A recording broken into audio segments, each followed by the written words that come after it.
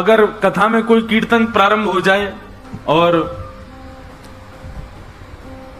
आपका नाचने का मन करे तो आप ये नहीं विचार करोगे यार ये क्या सोचेंगे, वो क्या कहेंगे। नहीं नहीं, विलज्ज उद्गायत नृत्य तेज, विलज्ज होकर के नृत्य करोगे। अच्छा एक बात बताओ, आजकल क्या हो गया है कि पहले ऐसा होता था, हम लोग जब छोटे थे, आप लोग भी जब अपने छोटे थे, तब क्या होता था कि दूषित कर्म करने वाला व्यक्ति छुपके करता था। जैसे कुछ खाता है, कुछ पीता है या कुछ भी गलत करता है, छुपके करता है। अब फैशन हो गया है, अब खुले खुले करता है, खुलेआम करता है। एयरपोर्ट पर चले जाओ तो एयरपोर्ट पर भी एक अलग से कमरा होता है, उसमें सिगरेट पीते हैं जाके लोग, धुआं उड़ाते हैं। उनको लज्जा नहीं आती वहां जाने में। बचपन में मुझे याद है कि मैं स्कूल जाता था, मेरा पैंट फट गया था यहां से, तो मैंने मम्मी से कहा, मैंने कहा दूसरा पैंट दिलवाओ, तो हमारी मम्मी ने वही रफू कर दिया, बोले यही पहन के जा। इतनी लज्जा आती थी, बताओ यार ऐसा पैंट पहन के जा रहे हो। और अब अभी बंबई में एक जगह मेरा पॉडकास्ट था, उसका वो जैसे ही बैठा उसका घुटना बाहर आ गया यहां से। मैं उसको देख के बोलूं, मैंने उसको सीधे यही पूछा है कितने का है, 12,000 की जीन्स। उसको लज्जा नहीं आती थी, कोई फैशन है सब लोग पहनते हैं। पर अब समय बदलता जा रहा है, जिन चीजों को पहले बुरा माना जाता था, अपशगुन माना जाता था, गलत माना जाता था, छुप करके किया जाता था, अब वो फैशन हो गया है। जब व्यक्ति गलत करने में लज्जा नहीं कर रहा तो हम कृष्ण बोलने में लज्जा क्यों करते हैं? हम तिलक लगाने में लज्जा क्यों करते हैं? हम धोती धारण करने में लज्जा क्यों करते हैं? जब वो लोग संसार के व्यसन में उनको किसी प्रकार की लज्जा नहीं, तो हमको ठाकुर जी का होने में लज्जा क्यों? मीराबाई कहती हैं,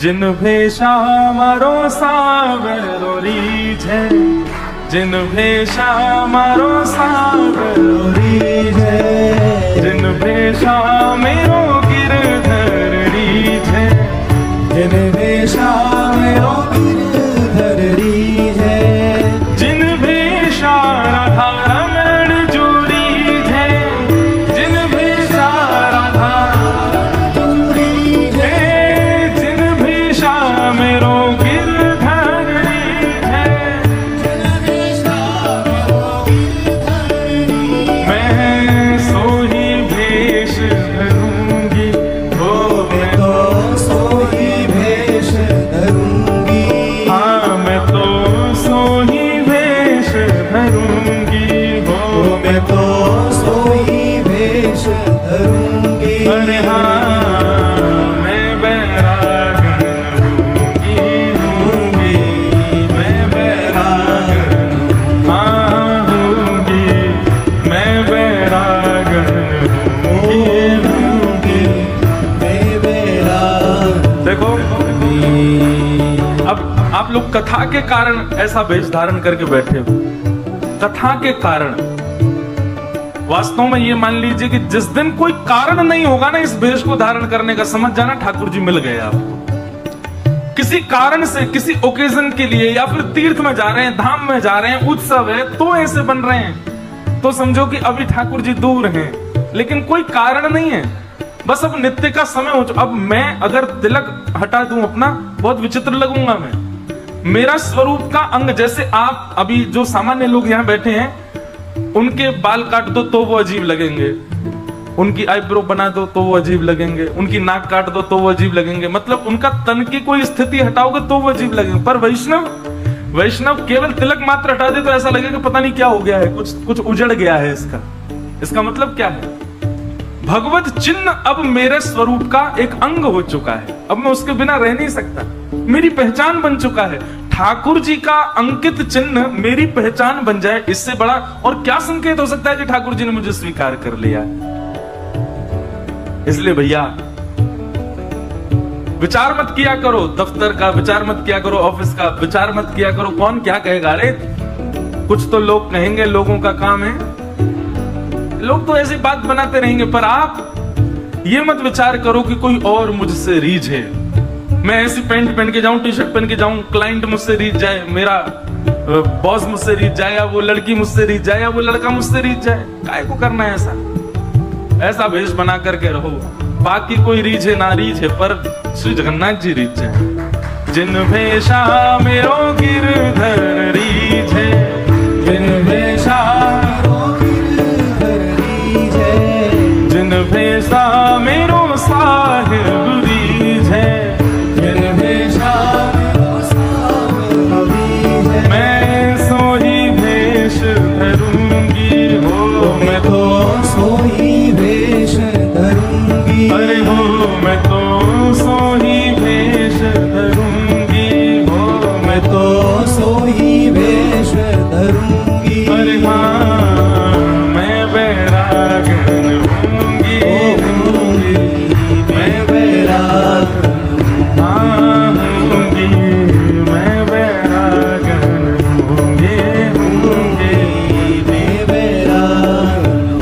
मीराबाई कहते हैं, कहू तो कुसुमल साड़ी रंगावा, कहो तो कुसुमल साड़ी रंगावा, कहू तो कुसुमल साड़ी रंगावा, कहो तो कुसुमल साड़ी रंगावा। ओ कहू तो भगवान भेष, कहो तो भगवान कहू तो भगवान भेष, कहो तो भगवान ओ कहू तो मोतियन मांग भरावा, कहू तो मोतियन भरावा, कहू तो मोतियन मांग भरावा, कहो तो मोतियन मांग भरावा। ओ कहू छिटकावा केश वाला, कहो छिटकावा के, हाँ वाला कहू छिटकावा केश वाला, कहो छिटकावा के। अरे हाँ मैं बैरागन होंगी, मैं बैरागन ओ होंगी, मैं बैरागन होंगी, मैं बैरागन होंगी। ओ बाला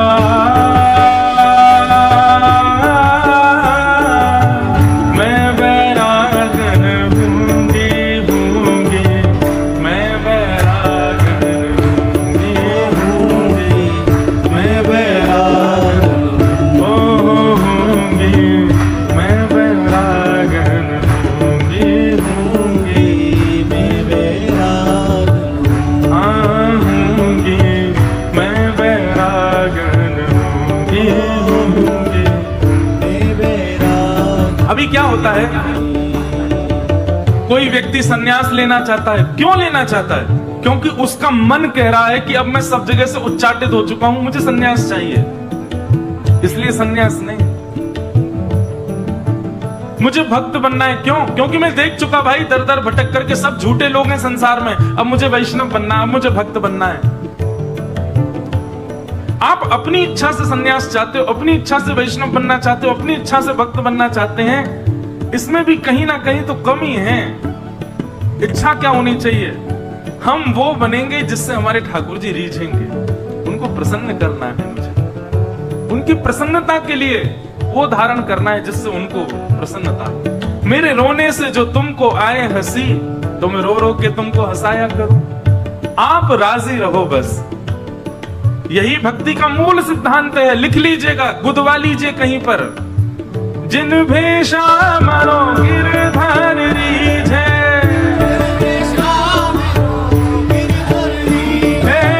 जिन भेषा नंद लाला रीझे, ओ जिन भेषा मेरो सावर रीझे, जिन भेषा मेरो सावर रीझे। मैं सोही भेष धरूंगी, ओ मैं तो सोही वेश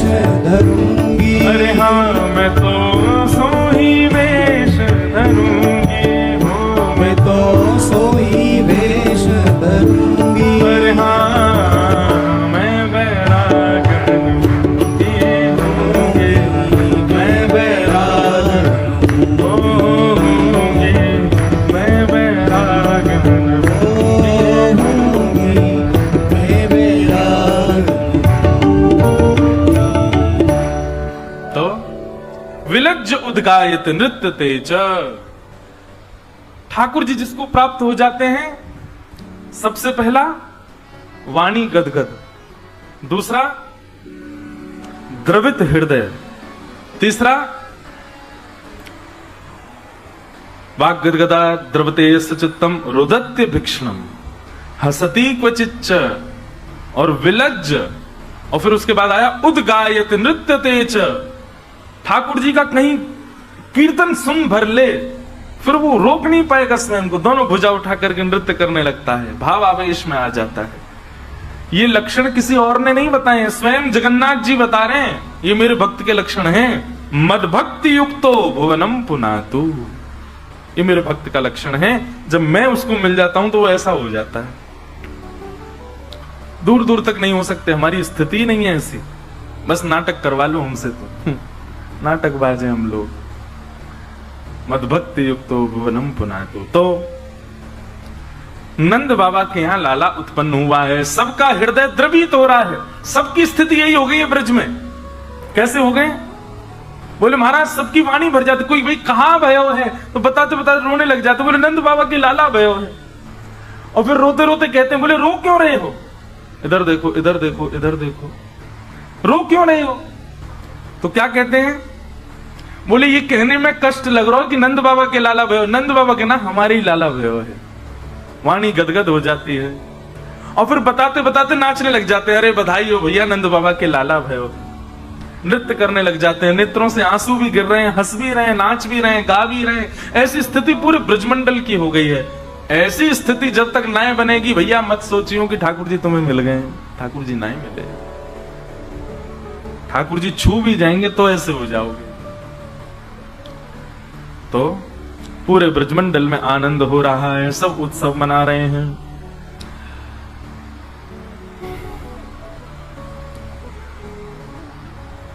तन पवित्र सेवा किए, धन पवित्र कर दान, मन पवित्र हरि भजन सो होत त्रिविध कल्याण। ब्रजवासियों के तीन तीन कल्याण हो रहे हैं। कैसे कैसे? बोले सबसे पहला तन पवित्र सेवा किए। तन की पवित्रता नहाने में नहीं है, तन की पवित्रता सेवा में। आप जितनी सेवा करेंगे तन आपका उतना ज्यादा पवित्र रहेगा। और कितना भी नहा धो लो, 3 बार नहाओ दिन में, लेकिन सेवा का भाव ही नहीं है चित्त में, कभी किसी की सेवा ही नहीं करते हो, तो तन आपका पवित्र नहीं है। तन की पवित्रता का मतलब क्या होता है? नहाने के बाद जो तन से सुगंधी आती है वो पवित्रता का अनुभव है? नहीं। सेवा करने वाले व्यक्ति के हाथ से अगर आपने एक जल भी ग्रहण किया तो वो जल भी आपके लिए गंगा के समान हो जाएगा। सेवा करने वाले व्यक्ति के हाथ से एक रोटी भी अगर आपने पाली, सेवा करने वाले के हाथ से यदि कुछ भी आपने ग्रहण कर लिया तो प्रसाद मात्र है, वो आपके कितने कलेशों का हरण कर लेगा, क्योंकि वो सेवादार व्यक्ति है। उसके हाथों में इतना पवित्रता है कि उसके हाथ से स्पर्श की कोई भी वस्तु आप स्वीकार करोगे। इसलिए हम संत जनों के हाथों से, वैष्णव जन हो, भक्त जन हो, उनके हाथों से आशीष प्राप्त करते हैं, प्रसाद लेते हैं, कुछ भी ग्रहण करते हैं। पर अगर वो सेवा ना करते हो वैष्णवों की, ठाकुर जी की या किसी की भी, तो फिर उनके हाथों में वो बल नहीं रहता है। तन पवित्र सेवा की, तन की पवित्रता तो सेवा में है। और धन पवित्र कर दान, धन की पवित्रता दान में। जितना ज्यादा दान किया गया होगा उतना घर का धन पवित्र होगा, और जितना रखा गया होगा गोपनीय करते हुए, समेटा हुआ रखा रहा होगा, ज्यादा खर्चे ही नहीं हुआ, दान ही नहीं हुआ, वो धन अपवित्र हो जाता है। आगे चल करके वंश में, परिवार में बुद्धि दूषित करेगा और उसी के कारण पूरा वंश नष्ट होगा। इसीलिए दान का विधान बताया गया। तो तन पवित्र सेवा किए, धन पवित्र कर दान, मन पवित्र हरि भजन सो। मन कैसे पवित्र होता है? बोले हरि का भजन करने से। ब्रजवासियों के तीनों हो रहे हैं, सेवा भी कर रहे हैं और दान भी कर रहे हैं। आपकी तरह नहीं कल टॉफी लुटाई जेब में धर के चल दिए। हम तो कल भी कह रहे थे आपसे कि ब्रजवासी क्या करते हैं, नंद बाबा अटारी से लुटाते हैं और ब्रजवासी लूटते हैं और लूट करके पीछे लुटाते हैं। मतलब नंद बाबा तो आनंद में भर के लुटा रहे हैं, पर नंद बाबा के समान आनंद सबको है, तो कोई भी रख नहीं रहा है, सब लुटा रहे हैं। मैं कथाओं में कहा करता हूं, ठाकुर जी जीवन में आएंगे तो संग्रह करने की स्थिति खत्म हो जाएगी, जुटाने की स्थिति खत्म हो जाएगी, लुटाने की स्थिति प्रारंभ हो जाएगी। आप संग्रह नहीं करोगे, आप जुटाओगे नहीं, आप एकत्रित नहीं करोगे। ठाकुर जी जीवन में आए तो बांटोगे, लुटाओगे, दोगे सबको। केवल धन ही नहीं, कुछ भी, ज्ञान मिले तो ज्ञान भी बांटोगे, धन मिले तो धन भी बांटोगे, कुछ भी आ जाए। आज कोई आया आपके पास, तो उसको देने के लिए आप विचार नहीं करोगे कि कुछ लाऊं, आपके पास जो होगा वो दे दोगे तुरंत उसको। और सुनिए, कई बड़े बड़े लोग अपने यश के लिए ऐसा करते हैं, ले बेटा, अब जब जब वो दिखता है तब तो कहते मेरी अंगूठी कहां है जो मैंने तुझे दी थी। ऐसा नहीं। वैष्णव यदि कुछ देगा वो फिर भूल ही जाएगा कि मैंने क्या दिया, उस पर दृष्टि नहीं गाड़े रहेगा। अच्छा बेटा तुम मांगे तो मेरी वाली अंगूठी नहीं पहन के गए, ऐसा वैष्णव का स्वभाव नहीं होगा। वो ऐसी स्थिति में आ जाएगा जिसको जो दे देगा उसके बाद भूल और जाएगा कि मैंने कुछ दिया है। संग्रह का भाव नहीं रहेगा, बांटना प्रारंभ करोगे। ठाकुर जी जीवन में आएंगे तो नंद बाबा लुटा रहे हैं। नंद बाबा विचार नहीं कर रहे हैं कि कौन श्रेष्ठ है कौन अश्रेष्ठ है, बस अटारी पर चल करके देते जा रहे हैं, लुटाते जा रहे हैं। सब ब्रजवासी नाच रहे हैं, गा रहे हैं और भर भर के महाराज खूब लूट रहे हैं।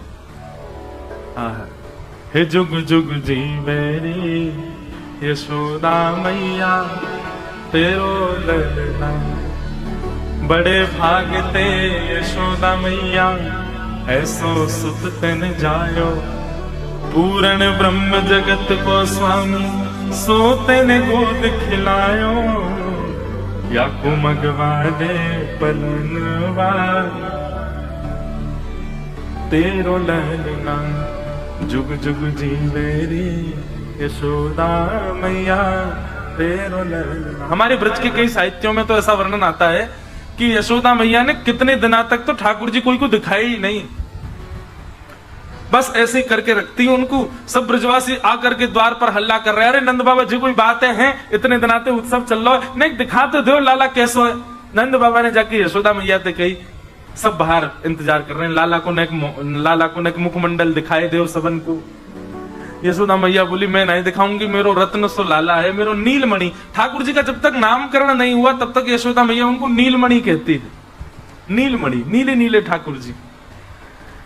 आज यशोदा मैया अटारी पर आकर के खड़ी है गई, महाराज जहां तक देखें वहां तक ब्रजवासी खड़े हैं, सब जय जयकार कर रहे हैं, नंद के लाला की जय, यशोदा के लाल की जय। अरे मैया ने एक मोड़ो दिखाई दे लाला को। यशोदा मैया आई बाहर, अटारी पे खड़ी भई और कपड़ा ते ऐसा हटाया और लाल जी के दो चरण दिखा दिए। महाराज उन चरणन को देख करके सबरे निहाल है गए, ऐसे कमल जैसे बिल्कुल गुलाबी गुलाबी ठाकुर जी के चरण, और उन गुलाबी चरणन के ऊपर को भाग जो है वो नीलो नीलो है, तो मानो नील और गुलाबी कमल एक संग हो, ऐसे ठाकुर जी के चरण गदमदरा से चरण दिखाई दे रहे हैं। उनको देख करके सब ब्रजवासी आनंदित है गए। यशोदा मैया बोली बस अब इतना ही देखो, बाद में दिखाऊंगी मैं। चरण देख करके ही सब ब्रजवासी आनंदित हो रहे हैं। उस आनंद का वर्णन नहीं कर सकते बंधुओं। सब ब्रजवासी नाच रहे हैं, गा रहे हैं, उत्सव मना रहे हैं। हमारे नाना जी एक प्रसंग सुनाया करते थे कि लाला ठाकुर जी को जन्म तो भयो देवकी मैया के यहां, तो फिर ठाकुर जी सब लीला देवकी मैया के यहां ही कर लेते, ये यशोदा मैया के यहां काहे को आए? ठाकुर जी को लीला ही करनी ही तो देवकी मैया के संग कर लेते। ऐसी कोई योजना बनाते, देवकी मैया कारागृह से बाहर आ जाती पहले ही, जन्म लेवे थे पहले, और ठाकुर जी वहीं जन्म लेकर के ब्रज में पूरी लीला करते। लेकिन हमारे नाना जी एक बात सुनाते, बोले भैया ये सब ब्राह्मण के आशीर्वाद को फल है। कैसे? नंद बाबा यशोदा मैया के जब तक लाला नाए भयो 80 बरस के है गए, तो नंद बाबा के कुल पुरोहित हैं सांडिल्य मुनि।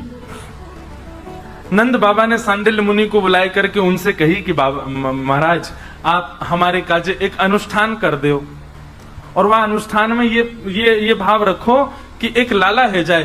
कामना क्या है लाला की? देखो बहुत सुंदर बात, ध्यान से सुनना। पुत्र इसलिए नहीं चाहिए कि हमारा वंश बढ़ाए, हमारी संपत्ति बढ़ाए, पुत्र इसलिए चाहिए विष्णु आराधनार्थाय।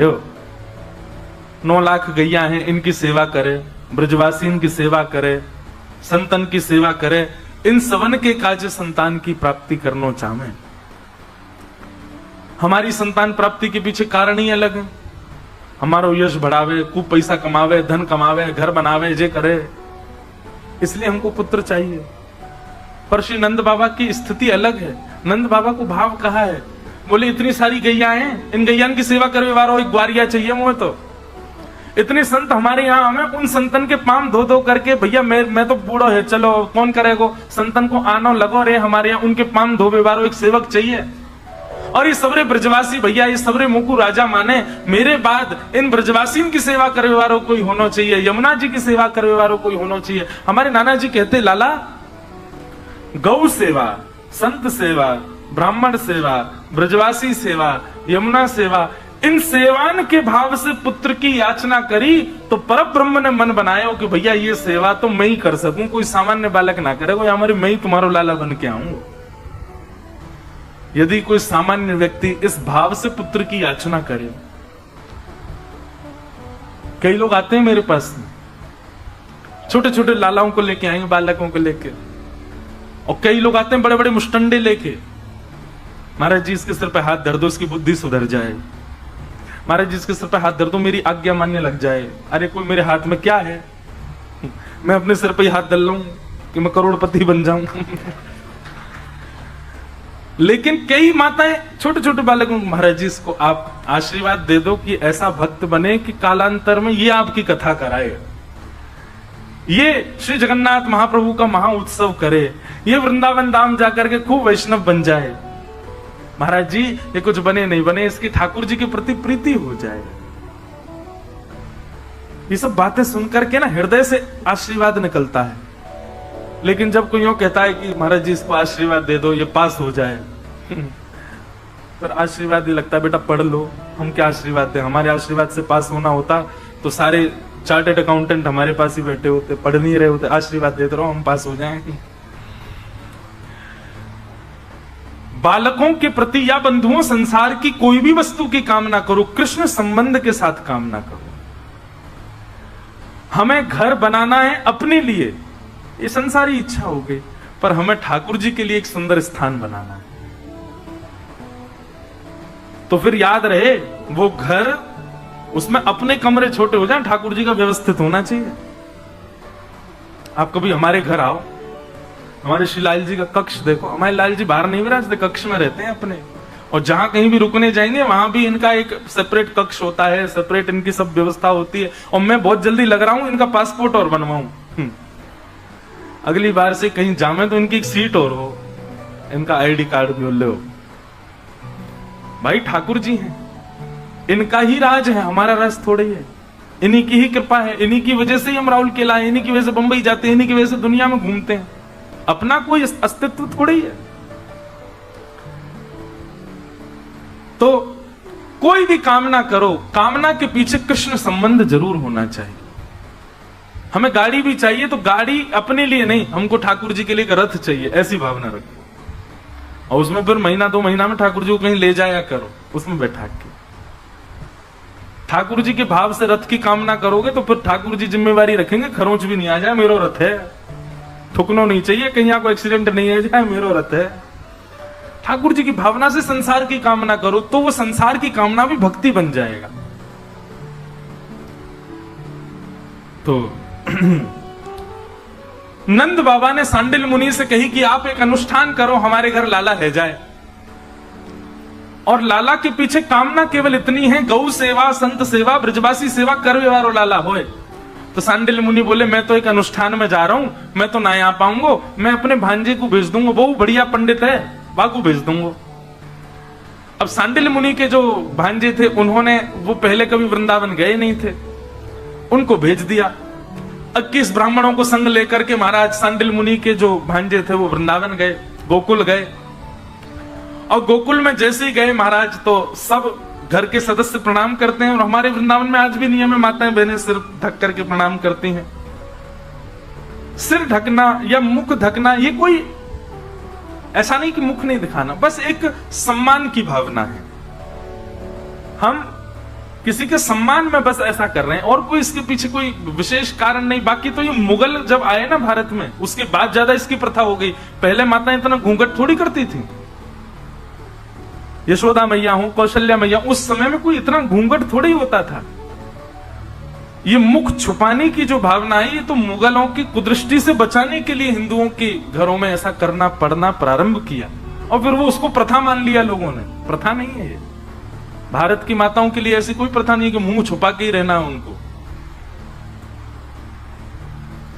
और सिर ढकना, तो ये तो अब भाई लोग तो हम लोग तो मॉडर्न ज्यादा ही हो गए हैं, नहीं तो प्राचीन काल में एक भी आप किसी को नहीं देख सकते बिना पाग बिना मुकुट के। पुरुष भी नहीं रहते थे, वो सिर पर भी कुछ ना कुछ बांध करके रखते थे। ऐसा माना जाता है शास्त्राज्ञा, हमारे पाप हमारे केशों में निवास करते हैं। इसीलिए शुद्ध कार्यों में या फिर घर में कुछ ऐसा हो जाए उसके बाद केश दान किए जाते हैं, मुंडन संस्कार होता है।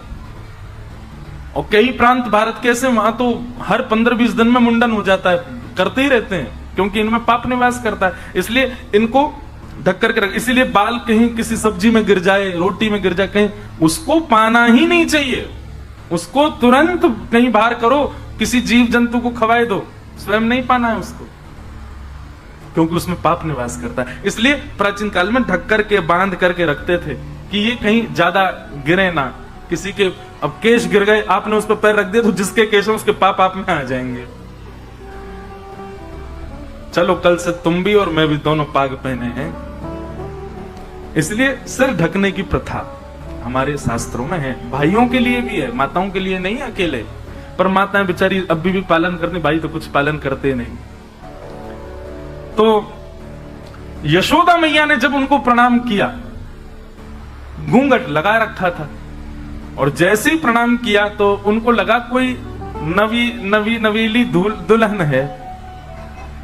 और दुल्हन महाराज जान करके उन्होंने तो सीधा आशीर्वाद दिया, बोले पुत्रवती भव। यशोदा मैया को आशीर्वाद पुत्रवती भव का दे दिया। तो यशोदा मैया बोली, बोले बाबा तो फिर ध्यान रखियो, 80 वर्ष की आयु रह गई है हमारी, और आपने पुत्रवती भव को आशीर्वाद दियो है। सांडिल मुनि के जो भांजे हैं वे आनंद में भर गए और बोले, मैया अब तो चाहे ठाकुर जी को ही आना पड़े, लेकिन आपके पुत्र तो होएगा, क्योंकि शास्त्राज्ञा है ब्रह्म वाक्यम जनार्दनम। ब्राह्मण जो बोलता है जिम्मेवारी ठाकुर जी लेते हैं उसको पूरी करने की। अब तो हमने कह दियो कि आपके लाला होएगा तो होएगा, और बाकी मैया नहीं तो एक काम करो, चकाचक 21 ब्राह्मणन को बढ़िया सुंदर एक यज्ञ कराए दो, वहां में हम सबरे अनुष्ठान कर देंगे, और अनुष्ठान में आप बढ़िया दक्षिणा दे दियो, बढ़िया भोजन पानी कराए दियो, बढ़िया जाप करेंगे, आपके घर लाला होएगा। नंद बाबा ने यमुना के किनारे बढ़िया सुंदर तंबू लगवायो, एक बढ़िया मथुरा से हलवाई बुलवायो, 21 ब्राह्मणन की रहवे सोवे की व्यवस्था कर दी। भैया अनुष्ठान चलेगा, नंद बाबा के यहाँ लाला होना चाहिए। बहुत ध्यान से सुनियो। हलवाई आकर के प्रसादी बना रहे हैं। पहले दिन को अनुष्ठान, ब्राह्मण को 3 चीजें सबसे ज्यादा प्रिय हैं। सबसे पहला भोजन, और दूसरा महादेव की आराधना, और तीसरी दक्षिणा। 3 सबसे ज्यादा प्रिय है।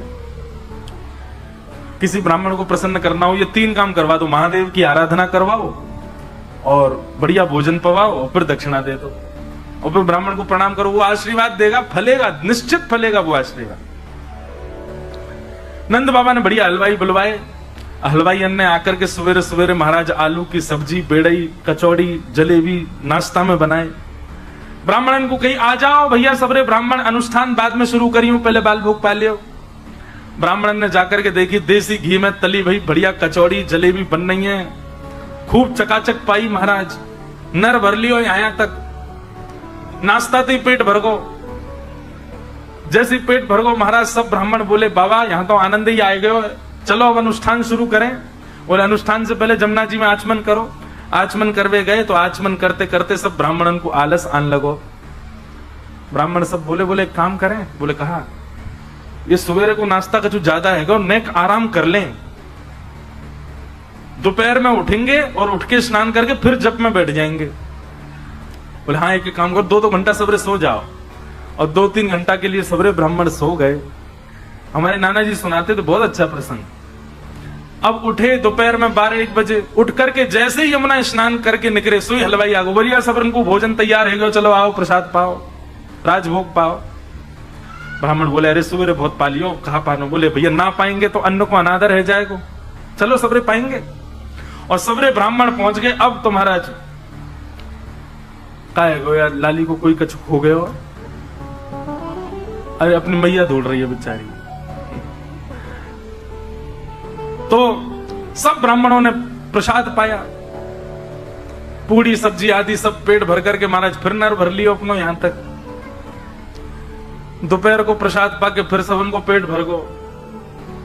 अब सब ब्राह्मण बोले बाबा हम पे तो हिलऊ ना जा रहा, एक काम करें 2-2 घंटा और सो जाएं, रात में करेंगे अनुष्ठान, यमुना स्नान करके रात्रि में अनुष्ठान करेंगे। शाम को फिर से सबने स्नान किया, स्नान करके जैसे अनुष्ठान में बैठने लगे हलवाई जी आगे बोले रात को भोजन तैयार है गए, आ जाओ पालो। रात में सब लोगों ने प्रसाद पायो, सोवे को समय है गयो रात्रि में। ब्राह्मण बोले भैया पहले दिन तो भोजन में ही नहीं करोगे, हमने अनुष्ठान ही ना शुरू किया, नंद बाबा के लाला कैसे होएगो? सब ब्राह्मण बोले अब अनुष्ठान तो तुम यार यूं समझ लो भोजन को ही अनुष्ठान है, खावे और सोवे को अनुष्ठान है। खा करके तृप्त है रहे हैं ब्राह्मण और सोते समय आनंद में भर के कह रहे हैं हे विधाता, ये नंद बाबा ने बड़ा सुख कर रखो हमारे काजे, या नंद बाबा के घर एक लाला भेज दियो। और भैया उन ब्राह्मणन की प्रसन्नता की ऐसी 21 दिनों तक ब्राह्मण इतने प्रसन्न रहे कि उनकी प्रसन्नता की वजह से ठाकुर जी उनके पुत्र बन के आ गए। नंद बाबा यशोदा के यहाँ लाला बन के आए।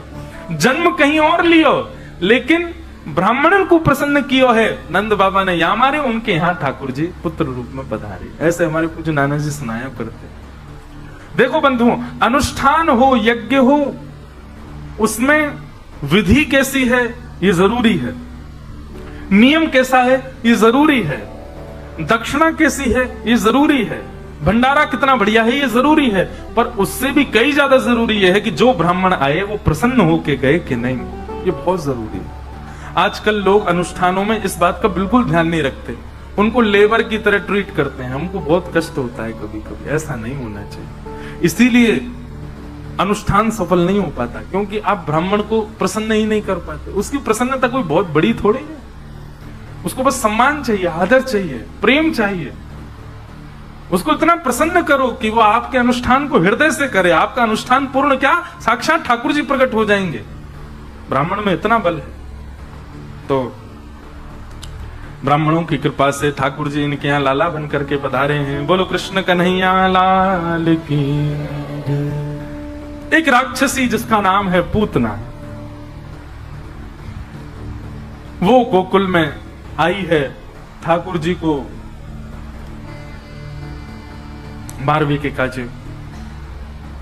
भक्ति में सबसे पहली अड़चन कौन सी आएगी?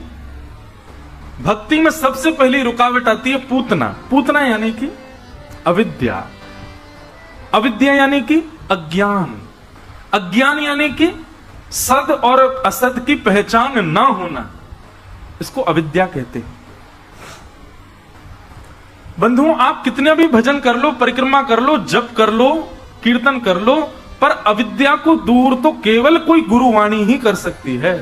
जब तक आप गुरुवाणी का आश्रय नहीं लोगे, जब तक आप किसी सत्संग का आश्रय नहीं लोगे, आपकी अविद्या नहीं मर सकती। इसलिए सत्संग युक्त होकर के ही भक्ति के मार्गों को स्वीकार करो। बिना सत्संग के आपके, अब चाहे आप 3 घंटे सुनते हैं, ऐसा हो ही नहीं सकता कि 3 घंटे में एक सूत्र आपके संशय का समाधान ना करता हो।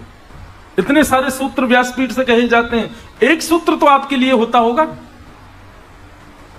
इसलिए अविद्या रूपी पूतना को मारने के लिए सत्संग रूपी कृष्ण का आश्रय जरूर लेना पड़ेगा आपको। नहीं तो भक्ति में सबसे पहली अड़चन आएगी अविद्या। अविद्या ही पूतना। पूतना भगवान, पूतना महाराज कंस के शत्रु को खोज रही है, और खोजते खोजते पूतना ने क्या किया, अपने पयोधर में विष लगा करके जाती है, और 10 दिन के अंतराल में जितने बालकों ने जन्म लिया है ब्रजमंडल में, उसने सुंदर रूप धारण किया, सुंदर वेश धारण किया, उसको धारण करके जाती है। कोई भी उसको रोकता नहीं है, सब सोचते हैं इतनी सुंदर, इतने अच्छे कपड़े पहन के आई है, अच्छे घर की होगी। नए नए बालकों को उसकी गोद में दे देते हैं खिलाने के लिए। चुपके से वो अपना पयोधर बालक के मुख में देती है, पयोधर में लगा विष बालक के मुख में जाता है, बालक मर जाता है। घूमते घूमते पूतना का आगमन हुआ गोकुल में। बहुत ध्यान से सुनिएगा, मुझे ये विषय बहुत अच्छा लगता है इससे, क्योंकि वैष्णवों को बहुत कुछ सीखने को मिलेगा पूतना के इस विषय से। पूतना ने गोकुल में प्रवेश किया। पूतना का वास्तविक रूप कैसा है? राक्षसत्व रूप है उसका, राक्षसी है वो। ना देखने में सुंदर है, ना बोलती अच्छा है, ना चलती अच्छा, कुछ भी अच्छा नहीं है उसका। अत्यंत कुरूपणी भयावह है, परंतु केवल और केवल सबके चित्त में विश्वास प्रकट करने के लिए, अपने लिए, कि सबको मुझ पर विश्वास हो जाए, सुंदर बनकर के गई है, बनावटी बनकर के गई है, अपने वास्तविक रूप में नहीं गई है। पूतना ने जैसे गोकुल में प्रवेश किया, सब पूतना के रूप पर आकृष्ट हो गए। उसकी चाल देखो, उसके नेत्र देखो, उसकी मुस्कान देखो, उसके केश देखो, उसके वस्त्र देखो, उसके आभूषण देखो, उसकी हर वस्तु आकर्षण कर रही थी सबका अपनी ओर। ब्रजवासी गा रहे हैं, नंद घर आनंद भयो जय कन्हैया लाल की, नाच रहे हैं, गा रहे हैं। 6 दिन हो गए, 6 दिन से कोई सोया भी नहीं है, किसी ने भोजन भी पाया ढंग से ऐसा किसी को पता नहीं है। बस उछालते हुए बधाई, कोई खावे की वस्तु आ जाए तो वही को खा करके पेट भर रहे हैं अपनों। कोई व्यवस्थित भोजन भी नहीं किया ब्रजवासियों ने, इतना उन्मुक्त हो चुके हैं उत्सव में। और उस उत्सव के बीच में जब पूतना आती है तो ब्रजवासी नाचते नाचते जैसे पूतना को देखते हैं तो आकृष्ट हो जाते हैं। अरे देखो तो कितनी सुंदर। पुरुष तो पुरुष, माताएं भी उस पर मोहित हो गई, गोपियां भी उस पर आकृष्ट होने लगी। छोटे छोटे बालक अपनी माताओं के पास जाकर के कहने लगे, बोले मैया हमारी उम्र है गई, हमारा ब्याह करा दे। बोले ब्याह करा दे? कौन तो ब्याह कराऊं? बोले वो जो आ रही है बातें करा दे। इतनी सुंदर। शरीरम स्वरूपम तथा वा कलत्वम रथश्चारु रुचिरं धनं मेरुतुल्यं मनश्रेण लग्नं कृष्ण पादारविंदं ततः किम ततः किम ततः किम ततः किम। चाहे कितना भी सुंदर शरीर आपने बना लिया हो, कितना भी सुंदर रूप आपने पाया हो, कितना भी सुंदर धन आपने कमाया हो, कितनी भी सुंदर कन्या या वर से आपने ब्याह किया हो, कितनी भी गाड़ियां खरीद ली हो, कितना भी संपत्ति वैभव कमा लिया हो, कितना भी बड़ा व्यापार क्यों ना कर लिया हो, लेकिन मनश्रेणा लग्नम कृष्ण पादारविंदम, इन सबको पाने के बाद मन कृष्ण के चरणारविंदों में नहीं लगा हो तो रावण के पास भी ये सब कुछ था। हमारे पूज्य नाना जी कहते थे रावण देखने में ज्यादा बुरा नहीं लगता था, अच्छा था। उसका रूप भी अच्छा था, उसका शरीर भी अच्छा था। उसकी पत्नी मंदोदरी, कहते हैं जब सीता जी की खोज करने हनुमान जी गए तो एक बार तो मंदोदरी को देख करके उनको लगा ये तो नहीं है सीता जी, मतलब कहीं ना कहीं रिजेंबल हो रही है, और वो भी हनुमान जी। हनुमान जी नहीं पहचान पा रहे तो समझो मंदोदरी को हम तो सीता जी समझ लेते। पत्नी भी अच्छी है, और वैभव कैसा रावण का। हनुमान जी महाराज कहते हैं जब मैं लंका गया तो लंका देखते ही मेरे मन में आया इतनी सुंदर नगरी मैंने जीवन में कभी नहीं देखी। संपत्ति भी अच्छी है, सब कुछ अच्छा था रावण का। आज की डेट में एक व्यक्ति की जो जो इच्छाएं होती हैं ना, वो सारी इच्छाएं रावण की भी थी। अच्छा घर हो, अच्छी पत्नी हो, अच्छा वैभव हो, अच्छा नाम हो, अच्छा यश हो, अच्छा संपत्ति हो, अच्छा मेरा शरीर हो, अच्छा मेरा रूप हो, सब रावण के पास था। सब कुछ था रावण के पास, लेकिन क्या नहीं था? मनश्रेण लग्नम राम चरणारविंदम, उसका मन राम जी के चरणों में नहीं लगा था। क्या हुआ? ततः किम ततः किम ततः किम ततः किम, सब व्यर्थ हो गया। हनुमान जी महाराज ने लंका क्यों जलाई पता है?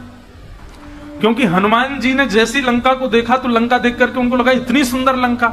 बाद में जब उन्होंने देखा कि इस लंका में राम जी तो है ही नहीं, ये मुझको भा कैसे गई? बिना राम की युक्त वस्तु यदि मुझे भा गई है तो इस वस्तु को मैं ऐसा कर दूंगा कि मुझे भाए ना।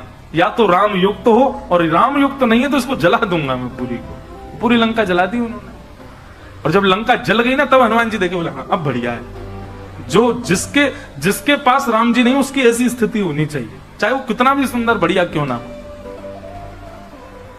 इसलिए भैया कोई भी योग्यता आपको मिली हो जीवन में, पर कृष्ण युक्त होकर के नहीं मिली है, तो मैं आपको एक बात की गारंटी दे सकता हूं, वो कांस्टेंट नहीं हो सकती, कभी ना कभी छूट जरूर जाएगी। इसलिए श्री कृष्ण युक्त होकर के आप वस्तु को स्वीकार करो। पूतना अत्यंत सुंदरी बनकर के आई, सब उसके रूप पर मोहित हो गए।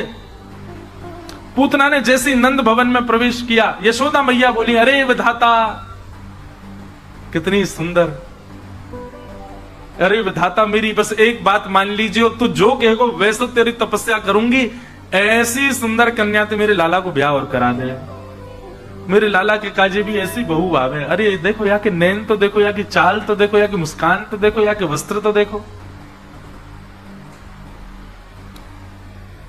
यशोदा मैया ने तो ये तक सोच लिया कि मेरो लाला कछु वर्ष पहले जन्म ले लियो होता तो यही तो ब्याह कराती लाला को। ठाकुर जी गोद में पड़े पड़े कुल बला रहे हैं, बोले मैया रुक जा, भी बहू के रूप देखे वो तो है, कैसी बहू है। पूतना आकर के बैठी, उसका स्वरूप और वस्त्र इतने सुंदर हैं कि अनायास उसको कोई रोक ही नहीं रहा है, सब उसको प्रवेश दे रहे हैं, आजा आजा आजा, अरे तुम तो यहां बैठो। सबसे बड़ी भूल है मानव की, ठाकुर जी में और मानव में यही अंतर है। मानव बाह्य आकर्षण देख करके आकर्षित हो जाता है, पर ठाकुर जी नहीं होते। ठाकुर जी इसीलिए उनको कहा गया चार थे स्वविज्ञ स्वराट, वो अविज्ञ हैं, वो सबको जानते हैं भीतर से। हनुमान जी महाराज श्रीमद् भागवत में कहते हैं, कहीं और नहीं, श्रीमद् भागवत में ही हनुमान जी की वाणी है। पंचम स्कंद में जहां पर मनवंतरों का वर्णन किया गया है, वहां श्री हनुमान जी महाराज की इतनी सुंदर वाणी है। हनुमान जी कहते हैं कि न जन्म नूनम महतो न सौभगम न वांग न बुद्धि न कृतेस्तोष हेतु तय्यद्विशिष्टा न पिनो बनौकश चकार सख्ये वत लक्ष्मणाग्रज। और ध्यान से सुनिए, श्री हनुमान जी महाराज भागवत जी में कहते हैं, आप कहेंगे भागवत जी में हनुमान जी कहां से आए? पंचम स्कंद में जहां पर मनवंतरों का वर्णन किया गया है, अब वो कथा विस्तार है, वहां पर ऐसा बताया कि जैसे हमारा जो है ये भारतवर्ष है, ऐसे 7 वर्ष और हैं, ऐसे किम पुरुष वर्ष और है, वो हमको दिखाई नहीं देगा। किम पुरुष वर्ष है, उस किम पुरुष वर्ष में हनुमान जी महाराज राम जी की सेवा करते हैं। भारतवर्ष में बद्रीनाथ भगवान है और उनकी सेवा नारद जी करते हैं। 6 महीने के लिए मानव करते हैं, 6 महीने के लिए नारद जी करते हैं। उनका भी वर्णन भागवत में किया गया। तो किम पुरुष वर्ष का वर्णन करते हुए वहां पर हनुमान जी महाराज कहते हैं, प्रत्येक मानव को राम जी से एक गुण सीखना चाहिए। क्या? तब हनुमान जी कहते हैं कि न जन्म नूनम महतो न सौभगम, बोले हम बानरों का जन्म अच्छे कुल में नहीं हुआ। बानर कुल कोई अच्छा कुल थोड़ा ही है। और न वांग, बोले कुल अच्छा नहीं है तो कोई कहे कि आप लोग बोलते अच्छा होगा। बानर को बोलते हुए देखा, खिस खिस खिस खिस किर किर करता है। हमारे वृंदावन में सुनो बंदरों की भाषा महाराज। तो हनुमान जी कह रहे हैं, ना हमारा कुल अच्छा है, ना हमारा जन्म अच्छे खानदान में हुआ, ना हमारी वाणी अच्छी है, न बुद्धि, हमें बुद्धि भी बढ़िया नहीं होती, हमारी बुद्धि भी विचित्र होती है। न बुद्धि और न वस्त्र अच्छे हैं, न नेत्र अच्छे हैं, न नाक सुंदर है, न कान सुंदर है। बानरों के अंदर कुछ भी सुंदर नहीं होता, श्री हनुमान जी महाराज कह रहे हैं। पर फिर भी देखो, लक्ष्मण अग्रज श्री राम जी ने हम पर कितनी बड़ी कृपा की। क्या? चकार सख्ये वत लक्ष्मण अग्रज, हमको सखा के रूप में स्वीकार किया। बोले हमारा सीना चौड़ जाता है, क्योंकि बानरों को सब जगह जहां दिखे वहां से भगा दिया जाता है। परंतु श्री राम जी चाहे अयोध्या गए हो, लंका गए हो, चाहे अपने ससुराल ही क्यों ना गए हो मिथिला, सब जगह जाकर के संबोधन में ये नहीं कहा कि देखो मेरी सेना, कहते ये सब मेरे सखा हैं, ये सब मेरे मित्र हैं, ये सब मेरे यार हैं। और वही सखत्व ठाकुर जी ने कृष्ण लीला में भी स्वीकार किया। मरकान भोक्षण विभजति सचेन नात्रि भांडम बिनत्ति। ठाकुर जी के सबसे श्रेष्ठ सखा कौन है? बानर। हनुमान जी, तो हनुमान जी कह रहे हैं बोले ठाकुर जी से इस गुण को सीखो। वो रूप नहीं देखते, वो वाणी नहीं देखते, वो कुल खानदान जाति नहीं देखते। हमारे अष्ट सखा कहते हैं प्रीत ही सौंपई है प्रीतम, प्रीत ही सौंपई है, यद्यपि रूप गुणशील सुधरता, इन बातन नार झई है, प्रीतम प्रीत ही सौंपई है। ठाकुर जी इन सब चीजों से नहीं रीझते। यशोदा मैया ने लाला को पूतना की गोद में दे दिया, पूतना ने ठाकुर जी को गोद में लिया, यशोदा मैया किसी काम से बाहर चली गई। कितना बड़ा दुर्भाग्य पूतना का। मैं कहता हूं सबसे दुर्भाग्यशाली राक्षसी है पूतना, इससे ज्यादा दुर्भाग्यशाली कोई नहीं है। बाकी सारे राक्षस सौभाग्यशाली हैं। क्यों? जगत नियंता जगदाधार साक्षात जगन्नाथ जी उसकी गोद में लेटे हैं, इतनी पास भगवान है, फिर भी ठाकुर जी ने पूतना की गोद में लेटते सबसे पहले तो अपनी आंख बंद करी, ऊपर से हाथ और धर लिए। पूरी दुनिया उस पर आकृष्ट हो रही है, पूरी दुनिया उसके रूप पर वाहवाही कर रही है। महाराज बाहर के ब्रजवासी कई तो लट्टू बह रहे हैं पूतना के रूप पे, पर जिसके नेत्रों में रूप बसना चाहिए वो अपने नेत्र बंद करके बैठा है। संसार के नेत्रों में बसना कौन सी बड़ी बात है? संसार के नेत्रों में, संसार के हृदय में मन जगह बना लेना कोई बड़ी बात नहीं है। संसार बहुत भयावह है। कल आपने अगर कुछ भी अनीत कृत्य कर दिया, तुरंत संसार आपका विपक्षी हो जाएगा, आपका विपरीत हो जाएगा।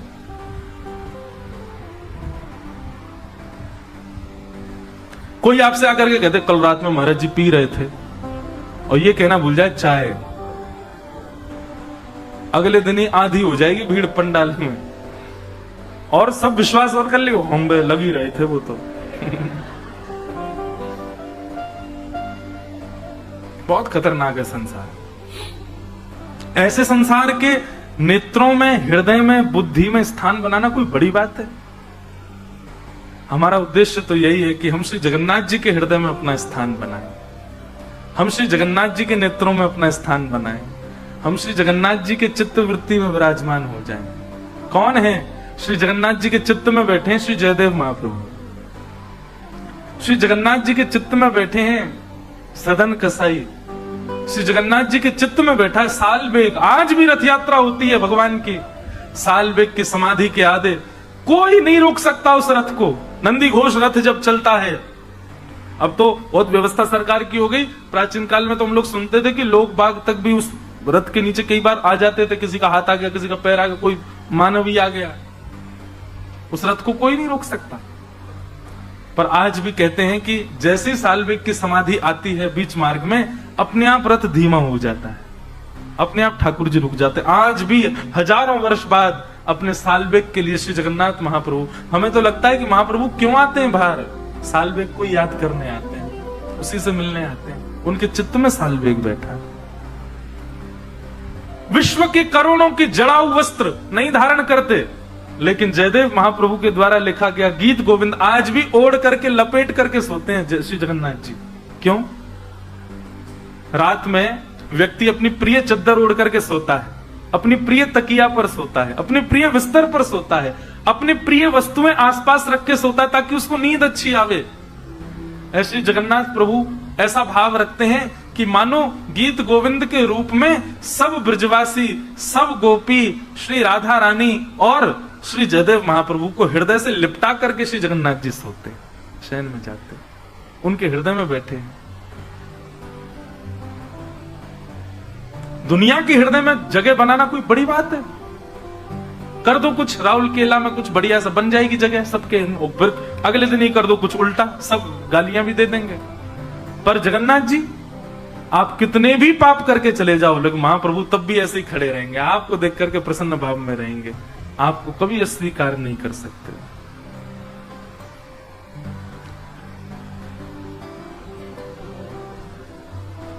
ठाकुर जी ने अपने नेत्र बंद कर लिए, पूतना को नहीं देखा। पूतना ने अपना पयोधर जैसे भगवान के मुख में दिया, भगवान ने नेत्रबंद किए। इसके पीछे सैकड़ों कारण बताए जाते हैं, क्यों नहीं देखा पूतना को। पर मुझे जो विशिष्ट 2 कारण लगते हैं उनको मैं कह दूं। सबसे पहला कारण ठाकुर जी ने पूतना को नहीं देखा, उसके पीछे यह है कि पूतना बनावटी बनकर के आई है, जो वास्तविक है उसमें नहीं आई है। सबसे पहला कारण ठाकुर जी की आंख मूंदने का है, बनावटी। ये बनावटी भाव ठाकुर जी को प्रिय नहीं है।